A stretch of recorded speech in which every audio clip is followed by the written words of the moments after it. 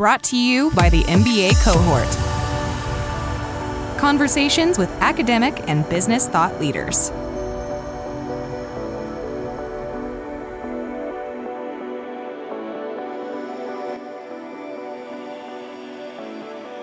Hello, Professor Sylla. It's so nice of you to join us today. Thank you so much for stopping by. We're excited to have you. Well, thanks for having me, Christina. Look forward to our conversation. Yep, great. So we've been wondering about this one question. Who should today's CEOs cater to? Is it shareholders? Is it employees? Or is it customers? Or is it some combination of all three? Well, I would say it's a combination of all three. I mean, first, let me say that I'm an economic and financial historian, so I've actually studied this in the whole context of U.S. and even some international history. And what I can tell you is that the U.S. led the world in developing corporations, as business corporations as we know them, from our earliest days on. And what I've learned is that the way we've looked at corporations has changed a bit over our history. And what you're referring to in the question is, we've come through a period now from roughly the 1980s up to maybe last year's meeting of the Business Roundtable, when the dominant view was that the corporations owed their primary responsibility to their shareholders rather than their stakeholders. And the stakeholders would be the workers, the suppliers of inputs, the customers, maybe even the community where the corporation was located. That view was fairly common even at the Business Roundtable, sort of in the post-World War II era, from the 1950s up to the 1980s. And then we had a big change. And I think it was because American corporations got sort of stressed by the 1980s with oil shocks and basically the rise of foreign competition.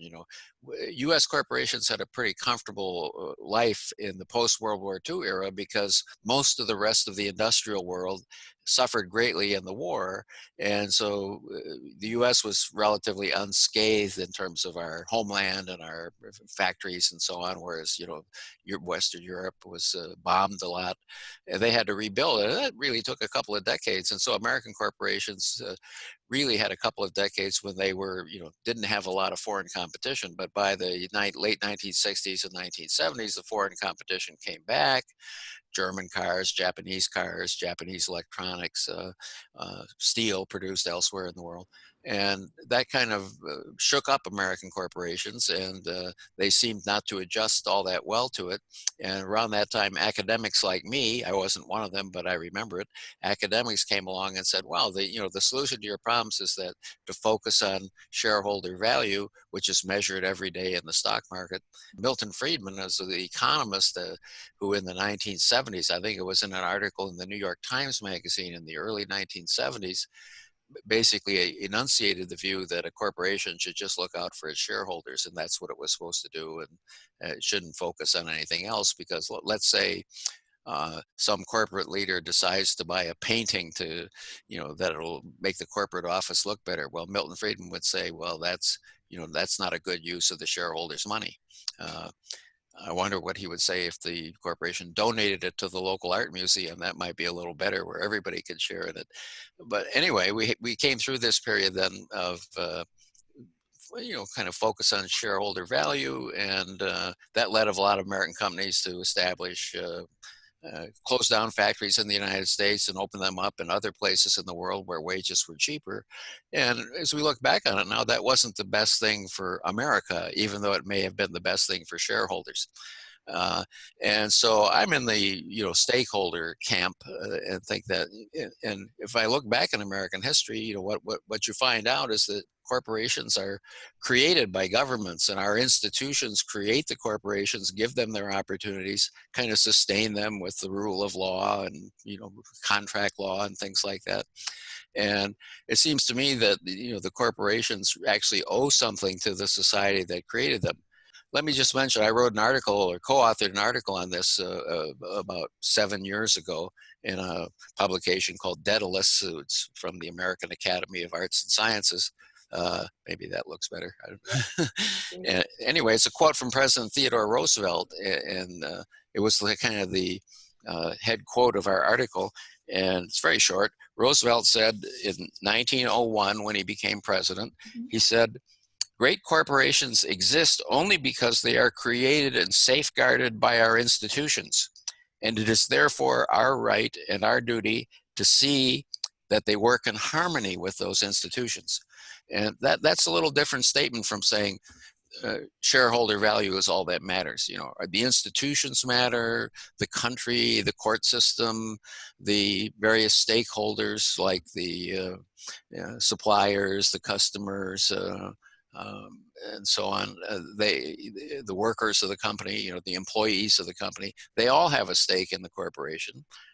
And the corporation itself was created by our society. You know, corporations didn't come down to us from God and have you know, God-given rights. We created them, and it seems to me, therefore, we could say that, you know, if the United States or the various states of the United States created corporations, the corporations have a sort of responsibility to the society that created them, and not just to the shareholders. Now, that said, I sometimes think that it's a kind of false dichotomy in the sense that it may be that paying attention to the society, to the customers, to the employees of the company, to the suppliers of the company, it could be that that is in the best interest of the stakeholders. I mean, the shareholders. And I think that view is maybe coming back now, as you know, emphasized by the Business Roundtable last year. That was what they believed back in the 50s and 60s. They got away from it in the 1980s. And, you know, we have problems in the country. I mean, we have a opioid problem where people that don't have good jobs, you know, use drugs, and you know, lots of other societal problems. The Rust Belt was a creation of, even before the foreign competition came in, many corporations left their places in the Northeast where the union movement was pretty strong and moved to the South and Southwest. And that created what was called a Rust Belt. Well, you know, it's in those Rust Belt areas now where people don't have good industrial jobs where we see a lot of these problems like the drug addiction and alcoholism, and you know, books have been written about that, hillbilly elegy and things like that in recent years. So that's kind of telling me that, you know, the emphasis on shareholder value for 2 or 3 decades, I kind of understand why it happened. It happened because of globalization creating opportunities, but at the same time, you know, it was an excuse for corporations not to pay attention to the social effects of some of their moves, like moving production from the United States to other countries. So I welcome the Business Roundtable re-emphasizing the notion of stakeholder capitalism. Great, very, very interesting. How it came almost not a full circle, but how cyclical in a way it seems to be. 60s, 70s, and then a shift in the 80s and 90s, as you said, and now it's coming around again. And in the Business Roundtable sometime last year, following that, I was just reading an article where a nonprofit, I don't know if it's a nonprofit, I'll get it wrong, but almost like a think tank kind of organization, it was seeking, following up on that, was seeking almost like putting some legal actions around that idea that corporations should be accountable not just to shareholders, but also to employees and society at large. And in this article, there was a quote or an opinion from Jamie Dimon, the CEO of JP Morgan Chase, saying that he doesn't think that it should be taken to that extent. What do you think? And I can imagine why he would say what he said, because by putting it so concretely in legal action and all of that, it's almost like, then do we impede on the ability of corporations, US corporations, to compete? I don't know. Well, It could be. I don't think we have enough regulations of business already. I'm not sure we need to put in regulations telling corporations what they have to do. My own solution would be more to say that we should create incentives for corporations to do things that are socially responsible in terms of what is the interest of American society. And that's a lot different from saying just maximize shareholder value, because shareholder value might say move all your operations to the lowest wage place in the world and not paying attention to what the effects of that are on American society. We might use the tax system to give corporations that create a lot of American jobs, a lower rate, give them an incentive to create jobs in the United States. And we're actually seeing some of that now. I think that, President Trump talks about increasing American production. And just this past week, Joe Biden came out and sort of said very similar things. I don't think Mr. Trump and Mr. Biden agree on very much, but they seem to agree that, we should be creating more American jobs. The question is, how do we do it? I don't think passing laws or regulations saying corporations have to do this or that is the right way to do it, but let's create incentives for them to do what we want them to do if they won't seem to do it otherwise. And so that would be my solution. Let's create incentives for American corporations to do what we think is in the best interest of American society. Yeah, makes a lot of sense. If we were to look, 5-10 years from now, which way do you think the trend would go? Would that trend continue, or is there a scenario where the pendulum swings back to how it was in the 60s and the 70s? Well, I think that the change of tone of the Business Roundtable, which is, after all, the leaders of the very most prominent American corporations represented, in this case, the spokesman was Jamie Dimon, who's America's and maybe the world's leading banker now. He certainly seems to run the most profitable bank in the world, even though it's not the largest bank in the world. It's the most profitable, and so he commands a lot of respect, and I'm glad that he came out and did what he did with the Business Roundtable and became a spokesman for this view, because I think that's the direction we need to go in. And that we need to just have a good discussion of the ways we can make corporations, incentivize them in various ways to do what we think is in the best interest of our society. And I would guess that that's the way we're going to go. We have a lot of problems to get over, like the virus and all that, before it'll be easy for that to happen.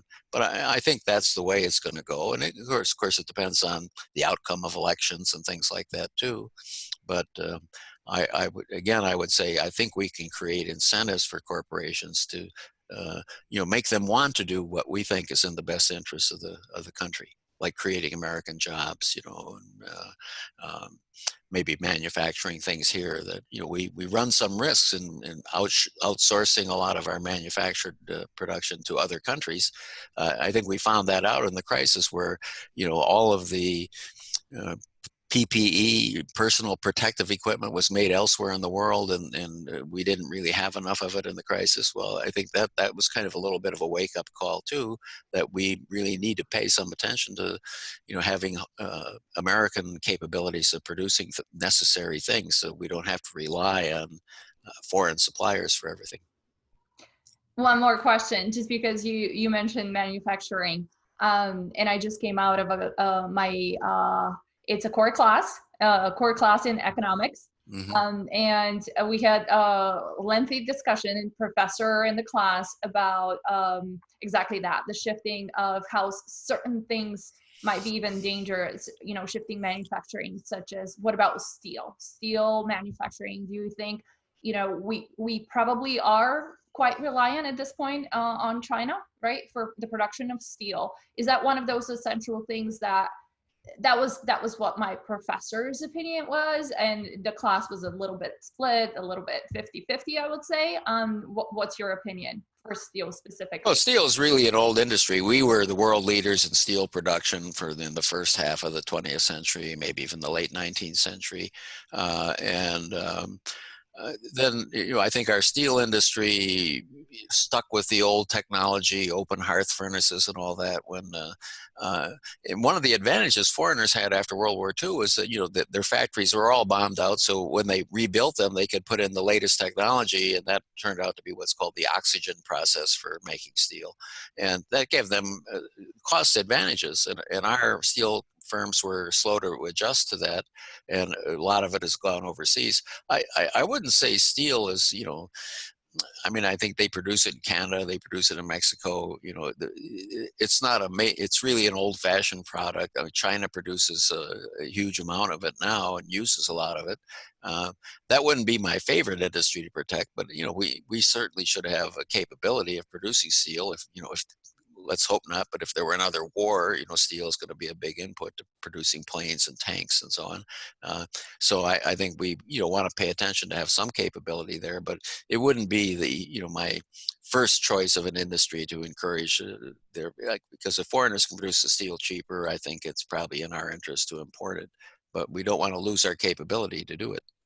So I am smiling ear to ear because that was my opinion. I didn't want to Really? throw it out there before I knew what your answer was, but that was my opinion. I felt like steel is probably, I do get the importance, but as you mentioned, there's probably other friendly, potentially friends that could. No, I mean, I would say we've always been a very innovative country, and as an alternative to giving subsidies to produce steel here in the United States, I think would make a lot more sense to use the money to encourage research and development and more modern things like, technology industries and things like that. What do you call it? Your 5D. phone. 5D for phones, and that we're a little bit behind on that now because of our industrial structure, and we ought to catch up in that, I think. And there are other areas of technology, that I can think of that, like the 3D printing and things like that. These seem to me the wave of the future. I had to.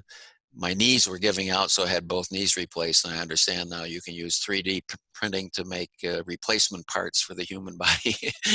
And since I had a good experience, I think my knees are now metal, but if they might be some sort of form of plastic or something like that. So there's I think we've traditionally been a very innovative country, and I think the government and business ought to work together to, research and development.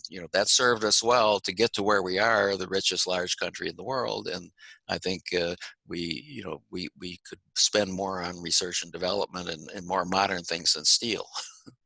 Great.